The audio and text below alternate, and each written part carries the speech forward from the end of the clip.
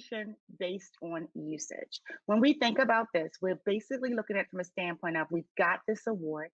We may have, let's just say we may have 4 labs that the faculty member has, and they may have an NIH award and an NSF award and another foundation award. However, they're using supplies, lab supplies that could be cost shared amongst all of these awards. So what does that look like when we think about this in big terms?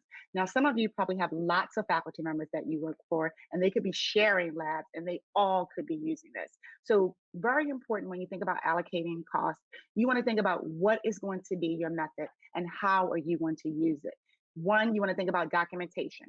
Central administration needs to have some form of documentation when they go to approve this expense. And central administration should be asking you the question, hey, Carrie and Ann, how did you come up with this determination? How did you get to this allocation base for this particular award or these multiple awards? So keep in mind, you want to know to have that information handy.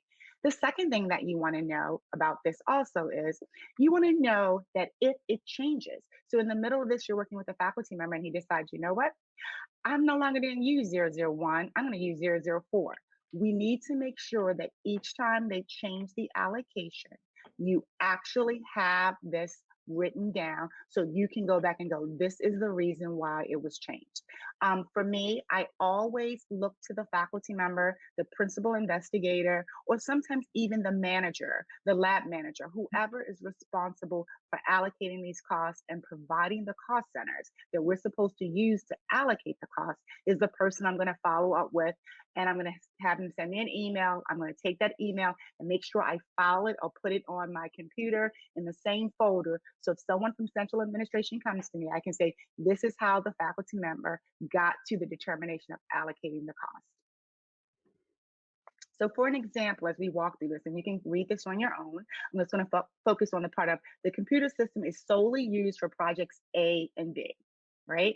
And the computing operating keeps a log. So they're doing this. They have a log of how many times people are using this, when they're using it. Someone has to write this down in the logbook. What happens if someone forgets to write it down in the logbook? You want to think about that. So is a logbook the best way to have it? So I would say this, if you're using a logbook or you're using some type of Excel spreadsheet, make sure that it's set up so that multiple people can enter in it, right? So you just don't need to have that logbook.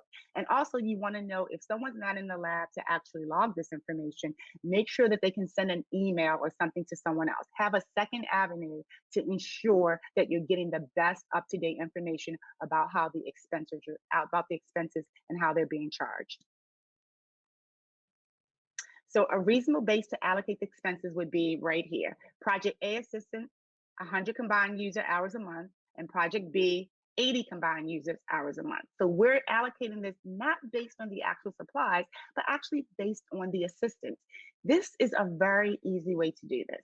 So instead of taking all of your supplies and going, I'm going to go supply A, supply B, C, D, maybe you could have 15 things. If you just allocate it by Tolise is working on the project and Carrie is working on the project. Carrie's on the project based on what we're charging her salary at this many hours. And based on what we're charging, Tolise's salary is based on this many hours. So this is how we can determine how they're using the actual lab supplies in their office. And again, here's something that you also might want to talk to. It's always good to have this connection with central administration, because central administration could come back and say, well, why do we have to use it by hours? Can we just use it by salary or FTE? I am not saying that this is the incorrect way to do it, but what we do want to make sure of is that our systems that we have set up already at the central level, we're working hand in hand with that. So if any type of auditor came in, and if this is the system that central administration is using for everyone, why are we using it just for this here, for this particular? If we've deemed that it's best to do FTE, but yet we're allowing somebody to do hours. Not saying that you cannot use this outside of doing the FTE, but it's just really important that we connect with central to say, is this okay for us to use it this way? And justify.